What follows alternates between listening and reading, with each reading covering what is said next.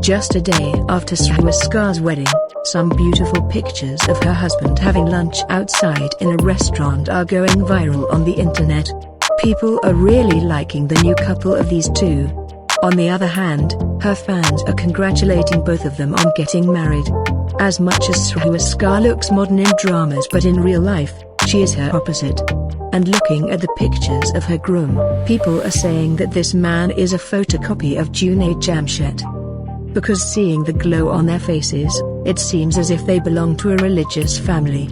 If we talk about Srha Asghar's dramas, a few days ago she won the hearts of the people by showing her best performance in the drama Pyar Sade with handsome actor Lala Khan.